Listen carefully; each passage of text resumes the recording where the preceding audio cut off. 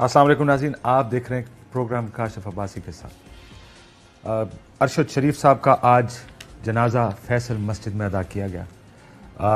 इस तरह का जनाजा बहुत कम किस्मत वालों को शायद नसीब होता है, और ये उस बात का भी एतराफ़ है कि अरशद शरीफ ने जो अपनी सहाफ़त से, अपने जर्नलिज़म से क्या कुछ अचीव किया और कैसे लोग उसके इस रिकग्निशन के लिए आज फैसल मस्जिद में मौजूद थे। शायद इससे इतने ही लोग फैसल मस्जिद के बाहर भी होंगे, क्योंकि जब हम वहाँ पहुँचे ये रश, यहाँ से जब बाहर निकले तो किलोमीटरों की लाइन लगी हुई थी, गाड़ियों की भी, लोगों की भी। मेरा ख्याल है पाकिस्तान की सहाफ़ती तारीख़ में इतना बड़ा जनाजा शायद मेरा ख्याल है नहीं हुआ होगा।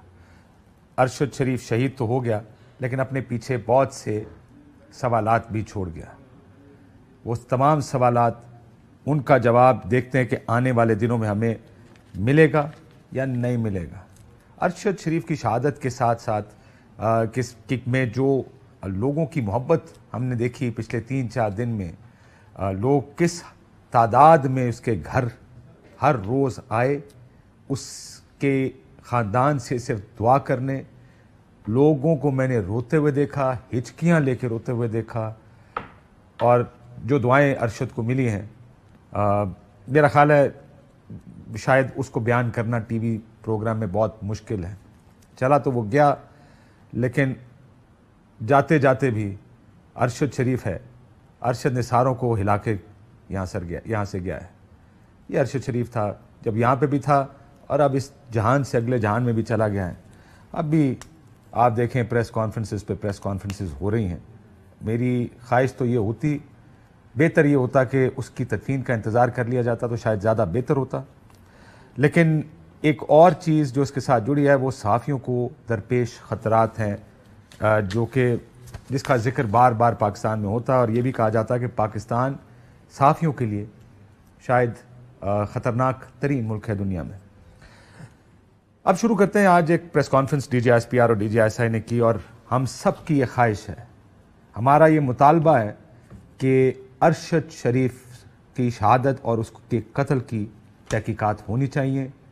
जो मुजरिम है वो सबके सामने आने चाहिए, ऐसी रिपोर्ट सामने आए जिस पे किसी को शक ना हो। सो कोई ये शक ना रखे कि हम इस मुतालबे से ना पीछे हटे हैं ना हटेंगे। अरशद हमारा भाई था, हमारा दोस्त था। जिन सरकमस्टांसेस में उसको केन्या में कत्ल किया गया, अब रोज़ की एक प्रेस कॉन्फ्रेंस होती है। कल फैसल वाउडा साहब ने ये एक प्रेस कॉन्फ्रेंस में कहा कि उसकी कत्ल का जो मंसूबा था वो पाकिस्तान में तैयार किया गया। आज की प्रेस कॉन्फ्रेंस भी बहुत से लोकल कनेक्शंस की बात कर रही है। इसका मतलब ये सब जानते हैं कि अरशद शरीफ को केनियन पुलिस ने अगर कत्ल किया भी है तो ना ये केस है मिस्टेकन आइडेंटिटी का, ना ये केस है कि गलती से हुआ, ना ये केस है कि कोई बच्चा अगवा हुआ, ना ये केस है कि कोई उसने नाका क्रॉस किया। अब कम अज कम ये सब इस बात पर इत्तेफाक कर रहे हैं, हमारे इदारे भी और लोग भी, कि ये केस है टारगेट किलिंग का। जो आज की प्रेस कॉन्फ्रेंस में, और ये सारे इन्वेस्टिगेट होनी चाहिए। उन्होंने ARY का नाम लिया। मैं तो चाहता हूं कि मेरे से तहकीकात शुरू करें। बहुत सी चीजें हम भी जानते हैं अरशद शरीफ साहब के बारे में। अरशद जब पाकिस्तान से गया, कहाँ गया, कुछ चीजें तो मैं सुनी जो वाउडा साहब ने कल कही, जो आज की प्रेस कॉन्फ्रेंस में कही, तो उसमें जरा आपको बहुत से हकाइक हैं। कुछ चीजें तो जाहिर है ही सेड शी सेड होती हैं, लेकिन इस केस में हकाइक बहुत है। अरशद शरीफ को पाकिस्तान की जान को पाकिस्तान में खतरा नहीं था। यह बात आज की गई। 5 जुलाई को अरशद शरीफ ने खत लिखा सदर पाकिस्तान को और चीफ जस्टिस ऑफ पाकिस्तान को। उसने इस खत में अपनी जान को, जो उसको दरपेश खतरात थे, वो इसमें डॉक्यूमेंट किए हैं। अल्फाज लिखे अरशद शरीफ साहब ने, I want to place this information, rights of journalists, and place information about grave threat to life and liberty to self and other journalists on the record, कि मेरी जान को और मेरी आज़ादी को खतरा है इस वक्त, जिसकी वजह से उन्होंने कहा कि मैं ये खत आपको लिख रहा हूं। An attempt is being made by certain unscrupulous elements to target and illegally restrain the undersigned, کہ لوگ مجھے ریسٹرین کرنے کے لیے اور ٹارگٹ کرنے کی کچھ ایلیمنٹس کوشش کر رہے ہیں. اس میں credible information from reliable sources, I place it on record that discussions were held by certain unscrupulous elements to involve the undersigned in false, bogus, fabricated criminal cases. کہ اس کے اوپر جھوٹے کیسز بنائے جا رہے ہیں. کچھ ٹویٹس کا حوالہ دیا جو صحافی جو دوست تھے ان کی جانب سے بہت سی ٹویٹس کی گئیں, وہ بھی اس کا حصہ بنی اس خط کا جو انہوں نے صدر عارف علوی صاحب کو لکھی. اور اس کے بعد اگلے دن صدر نے اس کو نہ صرف ایکنالج کیا بلکہ وزیر اعظم پاکستان کو خط لکھا, اور اس میں ان تمام جو ارشد کو تھریٹس تھیں, جو دھمکیاں تھیں, جو اس کا پرسیپشن تھا کہ اس کو کچھ کسی وقت ٹارگٹ کیا جا سکتا ہے, یہ انہوں نے کمیونیکیٹ کیا وزیر اعظم پاکستان کو اس وقت. یہ واقعہ ہے 5 جولائی کا. آج ایک 8 اگست کا تھریٹ الرٹ بتایا گیا جو حکومت کی جانب سے, کے پی گورنمنٹ کی جانب سے آیا تھا, وہ 8 اگست کا الرٹ ہے. یہ 5 جولائی کو خط اس نے لکھے اور دوسروں کو بھی لکھے, وہ بھی ہم آہستہ آہستہ آپ کو دکھائیں گے کہ وہ ہم سب میں ارشد کی ایک کوالٹی جو سب سے شاید ہم سب میں بہتر تھی, وہ تھی ڈیٹیل کو وہ کس طریقے سے ڈیٹیل اورینٹڈ تھا. That focus on detail. ہم میں سے شاید کوئی یہ خط نہ لکھتا کبھی, بٹ ارشد کو پتا ہے کہ کسی چیز کو ڈاکیومنٹ کیسے کرنا. اس نے ہر اپنے اوپر جو بھی اس کو انفارمیشن آئی اس نے ڈاکیومنٹ کیا اس انفارمیشن کو. 12 اگست کو یہی خط چیف جسٹس آف پاکستان کو بھی لکھا گیا. اس میں بھی ان خطرات کا اظہار کیا اور ان کو یہ کہا گیا کہ میری جان کو خطرہ ہے, تھریٹس ہیں چند ایلیمنٹس کی جانب سے. اب بہت سے لوگ شاید اس چیز کو سمجھیں گے نہیں, لیکن میں آپ کی انفارمیشن کے لیے, یہ بہت سے لوگ انفارمیشن کے لیے سمجھا دیتا ہوں. جب کہا جاتا ہے نا کیسے, ارشد ایک ڈیفنس رپورٹر تھا, 22 سال اس نے ڈیفنس کور کی. اس کے کیا کانٹیکٹس تھے یہ تو آج کی پریس کانفرنس میں بھی آپ نے سن لیا ہوگا. جی ہمارے لوگوں سے بھی رابطے میں تھا, وہ میرے ساتھ بھی رابطے میں تھا, وہ اس کے ساتھ بھی رابطے میں تھا, بیکاز یہ اس کی بیٹ تھی, یہ تھی وہ چیز جس کو وہ کور کرتا تھا. اس کی دوستیاں اس پروفیشن آپ کی جو ایج سیکورٹی کے ادارے ہیں اس میں he had friendships in there, he had covered it for 22 years. ایسی انفارمیشن ہمیں ارشد دیا کرتا تھا جو کسی کے پاس نہیں ہوتی تھی. پروموشنز کون کس کی ہو رہی ہیں, کیا ہو رہا ہے. ہفتوں پہلے وہ اس طرح کی یا دنوں پہلے جو بھی گبن کے کس چیز کے بارے میں وہ بات کر رہا تھا, he was the one who always knew کہ ہو کیا رہا ہے. سو یہ بیک گراؤنڈ ہونا بڑا ضروری ہے. جب آپ ارشد شریف کا یہ سارا جب کانٹیکسٹ میں رکھیں تو یہ ضرور یاد رکھیں کہ وہ تھا کون, وہ کور کیا کرتا تھا, اس کی کانٹیکٹس کیسے تھے. Impeccable contacts Arshad Sharif always had, اور وہ اس کے سارے تھے. تھریٹ, جیسے میں نے پہلے کہا کہ یہ خطوط لکھے اس نے 8 اگست کا, تو بہت لیٹ آیا ارشد کے پاس. 16 FIRیں تھیں ارشد شریف پر جس میں بغاوت اور سیڈیشن کے مقدمات تھے. ہم نے دیکھا کہ کیا ہوتا ہے جب لوگوں کو اٹھایا جاتا ہے اس میں. سو جب ایک صحافی کو یہ محسوس ہو کہ اس کو خطرہ ہے, اس کے اوپر چمن سے لے کر گلگت تک FIRیں کاٹی جا رہی ہیں, تو آپ کا کیا خیال ہے, وہ کیا سوچے گا, وہ کیا کرے گا؟ از دس ناٹ تھریٹ انف؟ کیا آپ کو نہیں لگتا کہ یہ تھریٹ ہے؟ 16 FIRیں اس کو ایک میں بڑے سن رہا ہوں آج کل پریس کانفرنسز ہو رہی ہیں, وفاقی وزیر داخلہ نے بھی اس کو ایک فون کیا تھا, رانا ثناء اللہ صاحب نے. آدھا سچ بولتے ہیں, ان کو کہیں آ کے پورا سچ بولیں. کیا بتایا تھا آپ نے FIRs کے بارے میں ارشد شریف کو؟ یہ فی الحال ہم رانا صاحب پر چھوڑ دیتے ہیں کہ اس نے یہ شیئر کیا تھا کہ اس کو وزیر داخلہ رانا ثناء اللہ صاحب کا فون آیا تھا. سو یہ تھریٹ صرف ان کے لیے نہیں تھی. میں آپ کو آگے کی چل کے بہت سے واقعات بتاتا ہوں. 9 اگست جس دن ارشد شریف اسلام آباد چھوڑ کے گئے, اس دن ہم یہاں پہ ٹی وی پروگرام کر رہے ہیں, یہ تصویریں آپ کے سامنے چل رہی ہیں, پولیس کی گاڑیاں ہمارے دفتر کے باہر آ کے کھڑی ہیں. اس دن سیڈیشن کی FIRیں ہوئیں. ایک تھریٹ لیول جو پہلے کم تھا وہ بڑھنا شروع ہو گیا, وہ مزید بڑھتا چلا گیا. یہ وہ دن ہے جس دن ارشد نے اسلام آباد چھوڑا. خابر گمن صاحب میرے ساتھ بیٹھے ہیں, یہ واقعہ آپ کو بتائیں گے. ہم 3 لوگ ارشد کے کمرے میں بیٹھے تھے.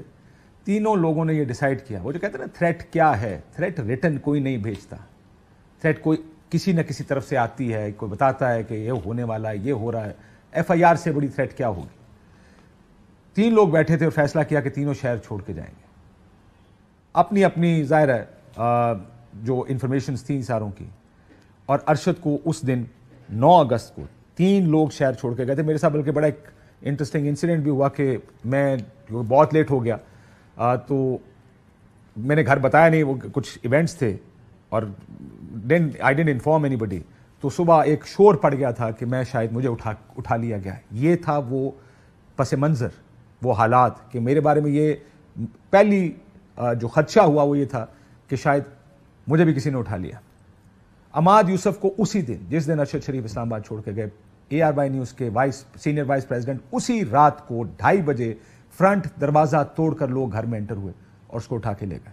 یہ ہے وہ خطرہ جس کی وجہ سے اکثر صحافی شہر چھوڑ دیتے ہیں اور ملک چھوڑ دیتے ہیں کہ انہیں پتہ ہے کہ یہ اس طرح کا کچھ ہو سکتا ہے. ارشد 9 تاریخ کو شہر چھوڑ کر گئے. 10 تاریخ کو ارشد شریف صاحب دبئی چلے گئے. ابھی آج کل فیصل واڈا صاحب نے بھی 1-2 باتیں کی, میں اس کا بھی جواب دینا چاہوں گا, لیکن میں آپ کو دکھاتا ہوں جو ارشد شریف صاحب کا ویزا ان کے پاس دبئی کا تھا. 10 تاریخ کو ارشد شریف صاحب 10 کی رات کو دبئی پہنچے. جب آپ کے پاس دبئی کا ویزا ہو تو آپ کی انٹری, جب آپ داخل ہوتے ہیں دبئی میں, تو اس کے بعد یہ 30 دن آپ دبئی میں رہ سکتے ہیں.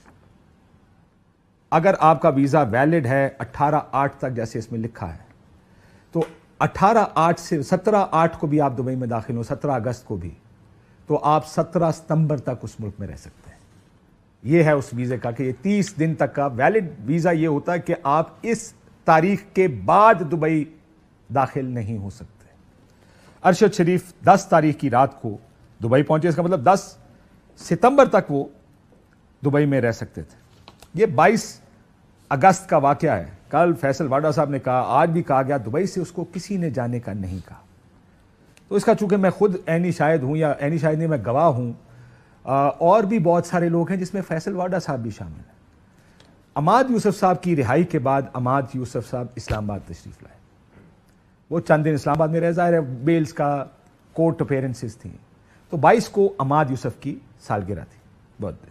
سو بہت سے دوستوں کا یہ خیال تھا کہ عماد, ظاہر ہے ہم سارے اکٹھے ہوں, میرے گھر پہ ایک لنچ اور کیک کاٹ لیں, جس میں یہ دونوں صاحبان جو میرے سامنے بیٹھے ہیں, ماریا میمن صاحبہ اور خاور گھمن صاحب, یہ دونوں بھی اس کھانے پہ اور اس سالگرہ کا حصہ تھے.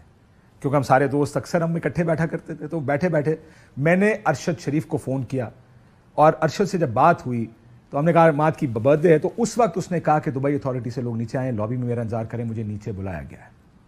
اینڈ آئی سیڈ ٹو ہم کہ کیا کہہ رہے ہیں. اس نے کہا یار آئی ہیونٹ میٹ دم, میں ابھی ملا نہیں, لیکن وہ نیچے ابھی فون آیا ریسیپشن سے, وہ نیچے مجھ سے ملنا چاہتے ہیں اور میرا انتظار کر رہے ہیں. اور اس کے بعد جب بعد میں بات ہوئی تو کہا کہ انہوں نے کہا کہ آپ دبئی سے چلے جائیں. یہ تو واقعہ فیصل واڈا صاحب کے بھی سامنے کا ہے, جو کل بیٹھ کے کہہ رہے تھے کہ دبئی کا ویزا ایکسپائر ہو گیا. دبئی کا ویزا اب بھی ایکسپائر ہونے میں تقریباً 18 دن باقی تھے. سو دی ویزا ایکسپائر, کم از کم آن پیپر ویزا ایکسپائر نہیں ہو رہا تھا. سو ارشد وہاں سے کینیا چلے گئے.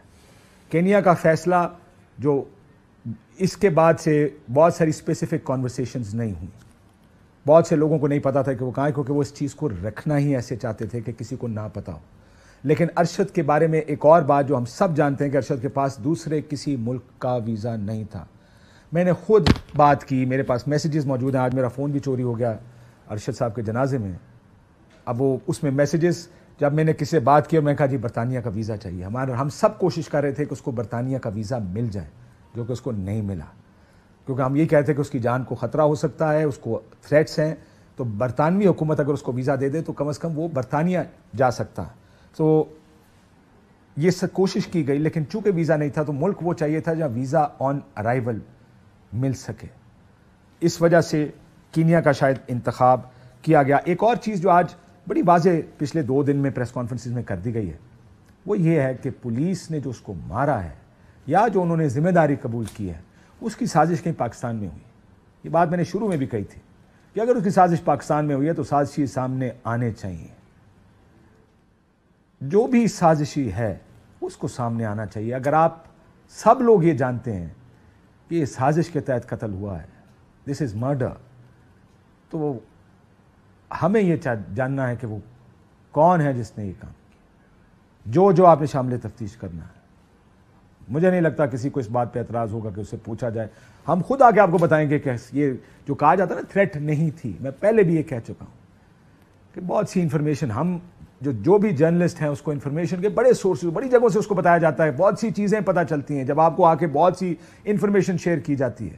یہ جب 9 بجے پریس کانفرنس ہونی ہے اور 8:30 بجے یا دن میں پریس کانفرنس کی اور ٹویٹس شروع ہو جاتی ہے نا, یہ بھی بتایا جاتا ہے کہ کیا ہو رہا ہے. واڈا صاحب نے کل ایک پریس کانفرنس کی جو پی ٹی وی پر بھی لائیو دکھائی گئی ہے, بڑی ایک دلچسپ اور سٹرینج بات تھی, لیکن وہ فیکچولی کچھ چیزوں پہ انکریکٹ تھے. میں نے کہا کچھ چیزوں کا جواب یا کم از کم پرسپیکٹو, جو پرسپیکٹو ہمارا پرسپیکٹو ہے, ہم اکثر اپنے دوستوں کو, اور یہ ارشد کے گھر بیٹھے تھے 2-4 اور دوست بھی تھے جن کا خیال تھا ان کو خطرہ ہے, ان کو بھی یہی مشورہ دیا کہ یار آپ تھوڑے دن کے لیے باہر چلے جائیں, تھوڑا کولنگ پیریڈ کول آف کرنے کا موقع دینا چاہیے.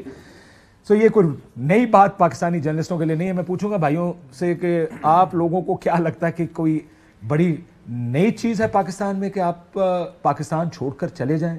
یہ مشورے آپ کو کتنی دفعہ ملتے ہوں گے, بار بار ملتے ہیں. اور کیا میں یہ پوچھنا چاہتا ہوں واڈا صاحب سے کہ کیا واڈا صاحب آپ نے ارشد شریف صاحب کو یہ مشورہ دیا تھا کہ وہ پاکستان چھوڑ کر چلے جائیں؟ کیونکہ بہت سے لوگ اس کو یہ بات کیا کرتے تھے. ایک بریک لیتے ہیں, بریک کے بعد واپس.